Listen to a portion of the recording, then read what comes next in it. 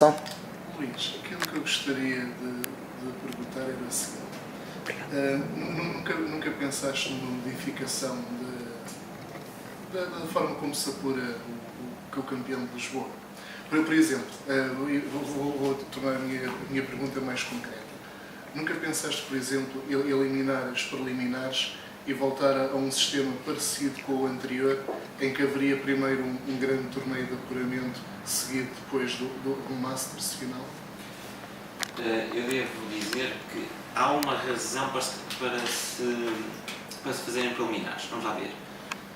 Historicamente, o que acontecia antes é que havia os torneios internos. Como todos terão mais ou menos recordados, toda a gente já jogou interno. E esses torneios internos, pelo que eu sei, porque há aqui uma questão regulamentar que tem a ver com a divisão dos subsídios que são atribuídos às associações pela Federação, e não obstante o bolo se ter vindo a reduzir por questões de que estaria até a ser mal atribuído às associações, estar-se-iam a distribuir montantes que a própria Federação deveria ter para a sua organização interna, e portanto estava a distribuir uma parte que supostamente não devia distribuir.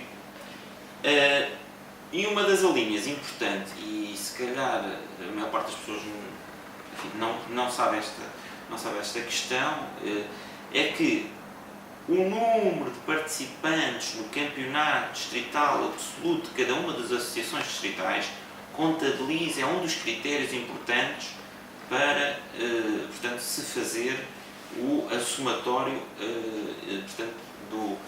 dos critérios e, portanto, definir-se qual a percentagem que cada associação tem. E é essa uma das razões de existir das preliminares.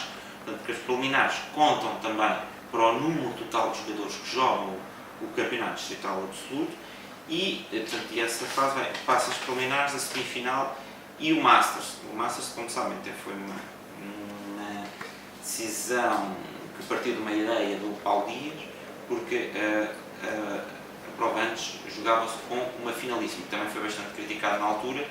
É evidente que se calhar Lisboa precisa também de torneios fechados, precisa de mais atividade xadrezística, mas esta é a razão de se manterem as preliminares.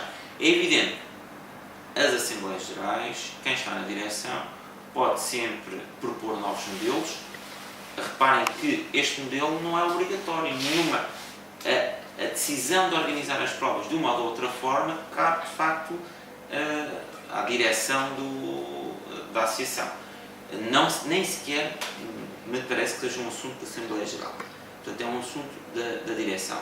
A verdade é que, dadas as limitações que esta direção teve, devo dizer que houve, se calhar, mais do que eu estaria à espera quando começámos. Eu próprio também sinto que teria mais disponibilidade no início do que no final. A verdade é que foi seguindo um pouco um modelo que se adaptou em 2007 e, portanto,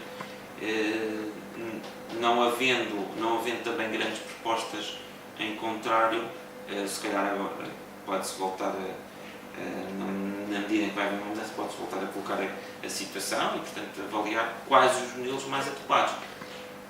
É evidente que a mim não me conforta, de facto, que haja uma diferença entre um regulamento geral e esse, sim, parece-me que faz sentido discutir-se até mesmo um aspecto muito importante, que é a organização da época, a sua distribuição dos torneios ao longo da época. Parece-me que é uma questão que deve ser mais discutida, porque, e falo um pouco até em causa própria, parece-me que há uma concentração muito grande de torneios entre janeiro e abril, e depois há muito menos torneios, pelo menos federativos ou associativos, neste caso, entre maio e o final da época. E acho que deve ser do interesse de todos encontrarmos aqui a melhor forma de dar competição aos jogadores e de expressar ao longo da época, até do ponto de vista mais importante, que é as pessoas estarem preparadas para jogarem depois os nacionais que devem ser subsequentes. Portanto, essa é uma questão que eu acho que deve ser ponderada.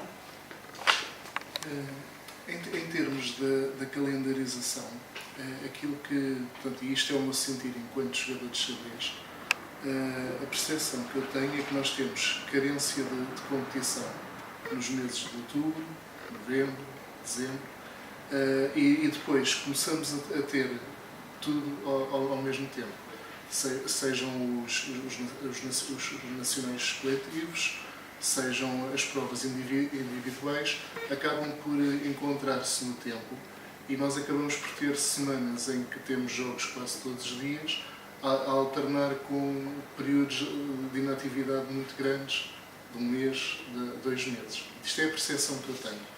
Por exemplo, o mês de abril, tradicionalmente, é um mês muito sobrecarregado.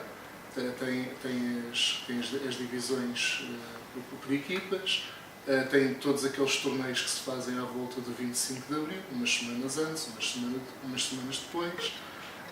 O mês de maio já sabemos que vamos ter opens semi-rápidas em todos os fins de semana. Pronto, e de facto voltamos a ter depois meses com alguma carência competitiva, como por exemplo o agosto costuma ficar sem competição alguma. Pronto, e a ideia, ou melhor, o pensamento que eu tenho é se não seria possível tentar fazer uma distribuição da competição mais equitativa, mais distribuída ao longo do ano, sem fazer uma concentração competitiva tão grande, portanto, em períodos específicos do ano. Eu devo dizer, essa para mim é uma das situações mais relevantes que carece de ser resolvida, mas também aqui devo esclarecer que, por entender que pessoalmente podíamos estar a beneficiar, e eu explico porquê. Porque o meu período onde laboralmente tenho maior intensidade, maior carga de trabalho, é exatamente entre janeiro e abril.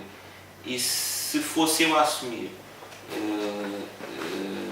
ou a direção a que pertenci, que então agora vamos mudar isto para uns meses que há menos competição, aí se calhar é que poderia ter algumas pedras nos meus telhados.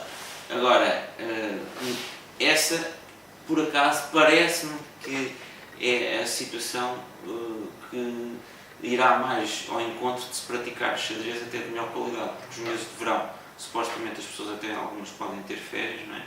E direcionar as suas férias para jogar esta ou aquela competição e, portanto, ter uma disponibilidade mental para melhorar a qualidade de jogo.